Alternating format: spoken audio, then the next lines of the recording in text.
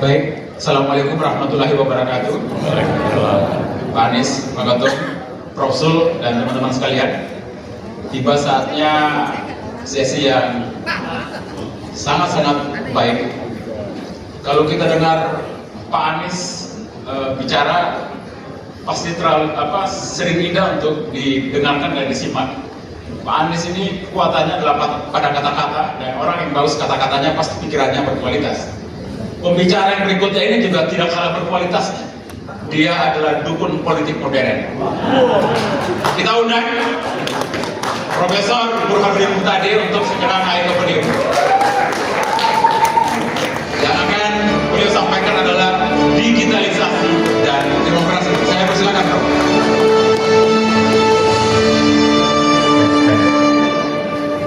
Assalamualaikum warahmatullahi wabarakatuh. Terima kasih Mas Yusuf. Selamat pagi Mas Anies. Ada Ketua Umum kader kita Bang Sahdin Hamid.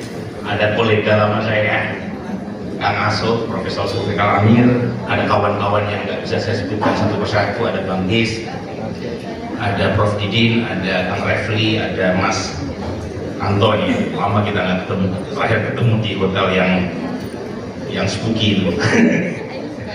Oke, terus sekalian, saya tidak sengaja pakai batik yang mirip dengan jaket bos sekalian. Jadi saya akan membawakan topik kurang lebih 20 menit yang sangat krusial sekaligus melanjutkan apa yang tadi disampaikan oleh pembicara sebelumnya. Next. Jadi digitalisasi kaitannya dengan demokrasi itu seperti pisau bermata dua. Satu sisi dia punya efek yang mungkin akan menguatkan demokrasi, tetapi secara praktis digitalisasi juga punya impact negatif terhadap demokrasi. Nah, kapan ia positif, kapan ia negatif, itu sangat tergantung oleh konteks politik dan regulasi suatu negara. Nah, saya memulai dari aspek positif digitalisasi terhadap demokrasi. Yang pertama, jelas digitalisasi membuka akses yang lebih luas terhadap partisipasi publik. Jadi ada semacam kebijakan publik yang di-share secara bersama, bukan lagi milik elit. Ada juga isu sosial politik yang bisa kita cerna, kita telan bersama, termasuk juga peningkatan partisipasi konvensional melalui e-voting maupun partisipasi non konvensional seperti online activism dan seterusnya. Dan tentu saja ada transparansi dan akuntabilitas.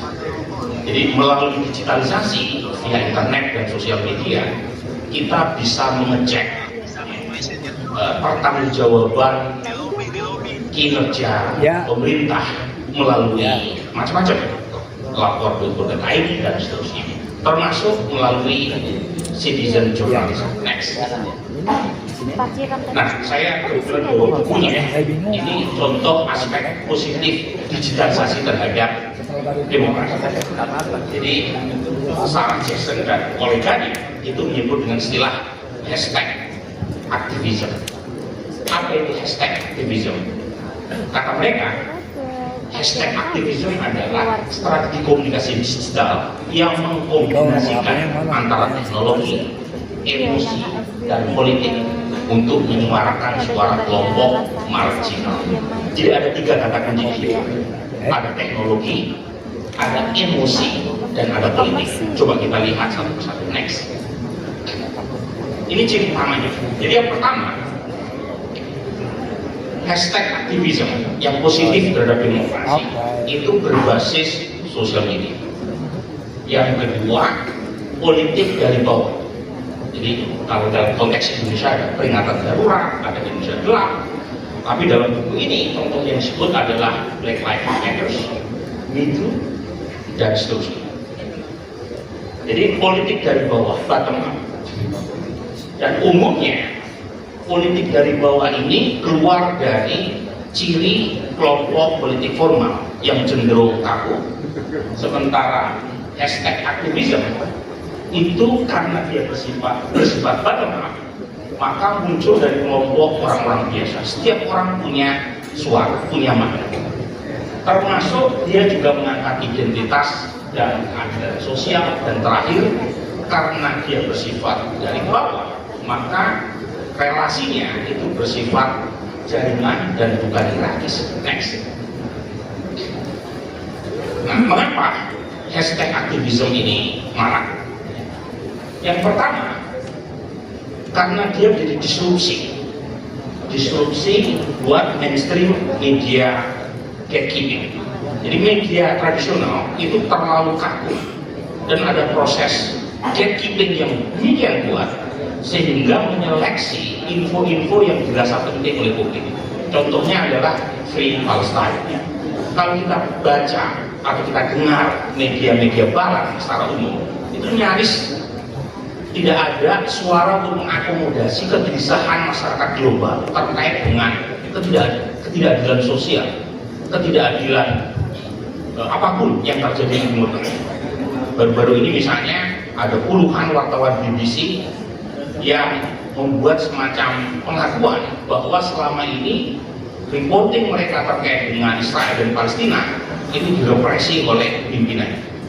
Nah, muncullah gerakan-gerakan di sosial media Free Palestine, termasuk foto sebelah kiri bawah ada anak perempuan Palestina yang selamat dari pengeboman Israel dan dia menghindar dari kobaran api, dan itu viral banget ya, di sosial media. Itu nyaris sebagai bentuk perlawanan terhadap dominasi tradisional media yang tadi merepresi keinginan dari publik untuk mendapatkan keadilan sosial. Nah, yang kedua, kenapa dia bersifat atau sukses menjadi ciri utama dari hashtag aktivisme adalah politiknya bersifat afektif. Nah, ini nanti saya akan kaitkan dengan Mas Anies ya, karena saya kira kekurangan Mas Anies yang kedua ini. Jadi aspek afektif, karena politik itu bukan semata-mata rasional. Politik ada unsur afeksi, ada unsur emosi. Nah, teman-teman dari gerakan rakyat itu harus mampu menyuarakan politik sebagai sebuah emosi. Kalau kita saksikan acara hari ini itu full dengan asupan buat otak.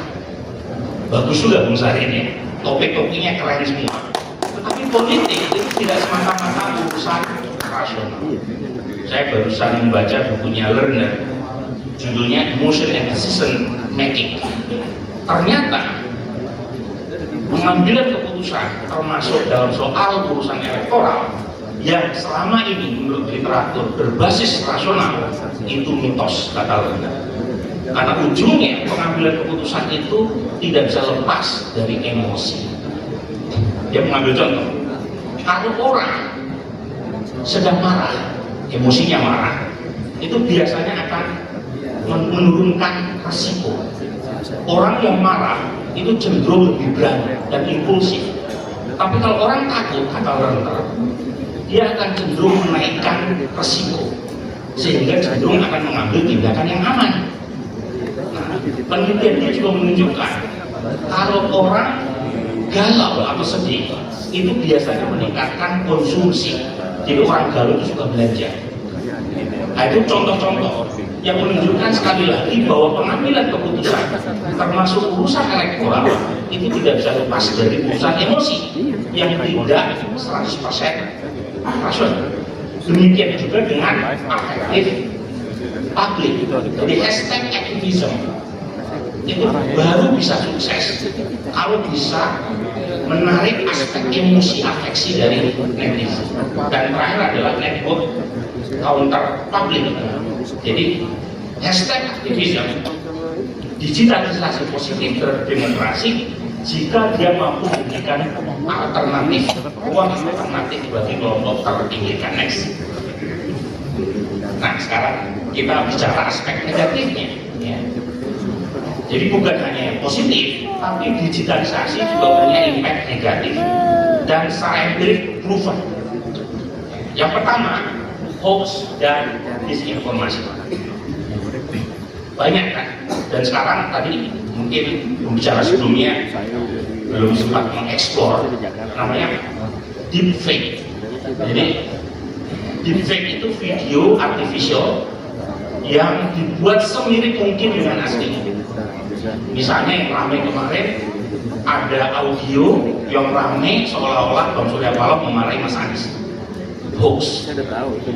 Ada video Pak Prabowo pidato dalam bahasa Arab, fluence. Saya aja yang alumni pesantren kalah. Hoax. Tetapi dia dipercaya. Nah, pertanyaannya siapa yang percaya? Dalam konteks elektoral. Kembali ke rumusan awal saya tadi, politik tidak 100% menjadi bagian dari urusan rasional. Politik belakangan, terutama di era post-truth atau pasca kebenaran, itu lebih bersifat emotional appeal ketimbang berbasis fakta. Nah, ini dampak negatif dari digitalisasi terhadap demokrasi. Hoax, misinformasi, disinformasi menyebar sangat cepat, bahkan jauh lebih cepat ketimbang fakta. Next. Jadi ada 4 atau 5 ya, jenis information disorder. Yang pertama adalah yang disebut dengan disinformasi, berita palsu, tidak benar yang disengaja disebarkan. Yang kedua, propaganda. Propaganda ada basis empiriknya, tetapi hanya sebagian saja yang disampaikan, kemudian disebarluaskan. Jangan lupa, sebagian kebenaran itu adalah kepalsuan.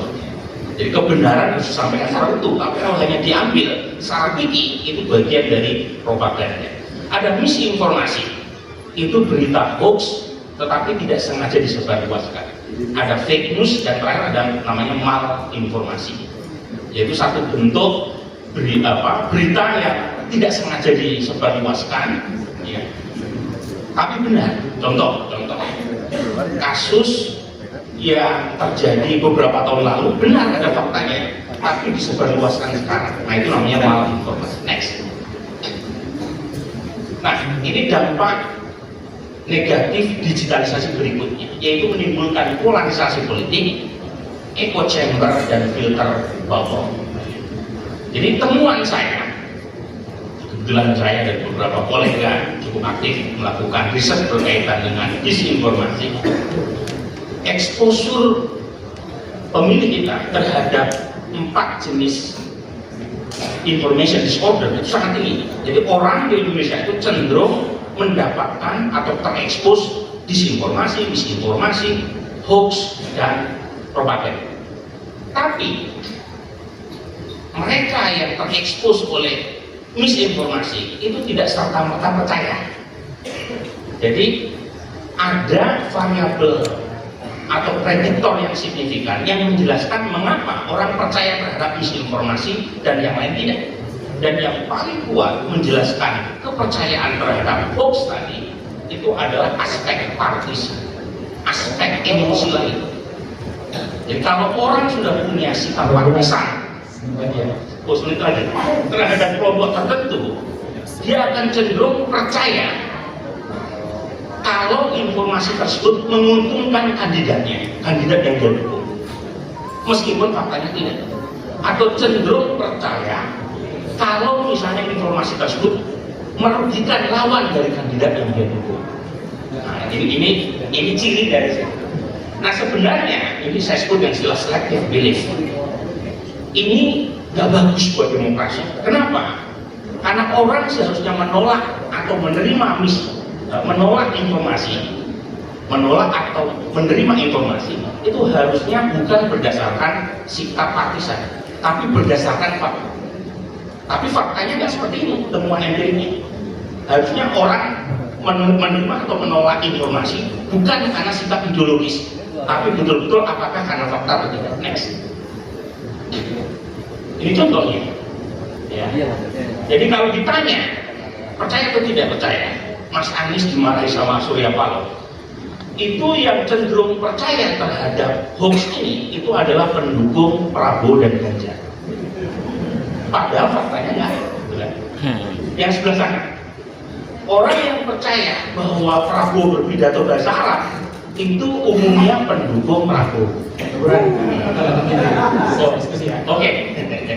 Next, coba mungkin terakhir nanti lewatin lagi karena waktu habis. Saya pengen yang bagian selanjutnya terus. Oh, sebentar, tiga slide terakhir ya Pak. Dampak negatif berikutnya.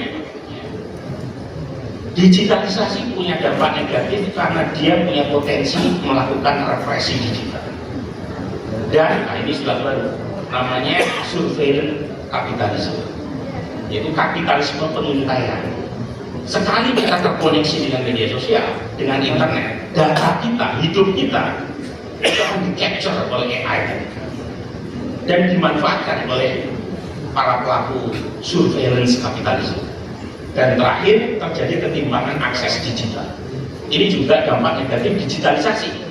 Misalnya e-government diterapkan di Indonesia, sementara ada masih banyak wilayah yang tidak terkoneksi dengan internet, sehingga tercipta semacam ketidaksetaraan dalam mengakses internet. Last slide, next. Nah, ini. Nah, sekarang apa yang kita harus bisa lakukan? Yang bisa kita lakukan. Yang pertama, kita harus akui digitalisasi berpotensi meningkatkan demokrasi di Indonesia. Itu satu fakta yang harus kita apresiasi karena dia menciptakan ruang publik baru. Tetapi tanpa infrastruktur etik, tanpa infrastruktur hukum dan literasi digital, maka ruang ini justru akan menjadi alat dominasi dan distorsi. Nah, perspektif Habermas, dia bicara tentang deliberatif demokrasi. Katanya teknologi itu tidak netral dan karenanya harus diatur dan didesain untuk mendukung komunikasi yang bebas dari distorsi. Ada tiga, ya, sebagai penutup, negara dan masyarakat sipil harus meningkatkan literasi digital deliberatif. Jadi tidak semata-mata teknis, tapi ada unsur deliberasi. Yang kedua, mengubah aturan yang selama ini potensial mengancam kebebasan sipil. Misalnya pasal-pasal di Undang-Undang ITE itu harus direvisi supaya tidak dijadikan alat untuk melakukan represi. Dan terakhir, memastikan digital akses yang sama. Saya kira itu Mas Yusuf. Terima kasih. Assalamualaikum warahmatullahi wabarakatuh. Saya dibisiki oleh petugas, satu penanya saja. Kesempatan ini saya kasih kesempatan kepada tamu kita, Mas Hefri Harun.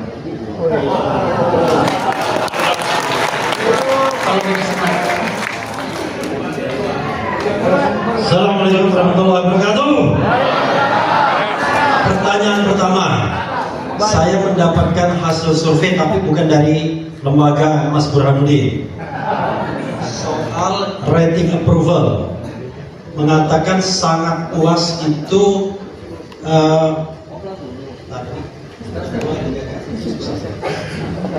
sangat puas 13%, puas 46%, cukup 22%. Itu bahasanya gitu ya. Jadi sangat puas, cukup 22%, tidak puas itu 15%, dan sangat tidak puas 13%. Nah, yang saya terganggu adalah ada kata cukup itu dimasukkan sebagai rating approval. Kalau kita masukkan sangat puas dan puas itu cuma 59%. Tapi kalau kita masukkan cukup, yang tidak jelas itu cukup puas atau cukup tidak puas, jadi 81%. Itu apakah pekerjaan dari lembaga survei yang beginian? Satu, ya kan? Karena yang kita dengar rating approval 81% kan sampai saat ini. Padahal saya mendapatkan angka sangat puas dan puas itu cuma 59%. Itu satu. Yang kedua, Mas Burhanuddin bilang dulu di disertasinya pengaruh money politik itu 12%. 11, oh 11, ya 12% lah kira-kira ya. Banyak bro itu bro. Kira-kira sekarang naik atau turun? Nah, itu. Yang ketiga, ada hoax yang dikatakan tidak tahu siapa. Ada aja hoax. Suara Prabowo itu bukan 58%, tapi 35%.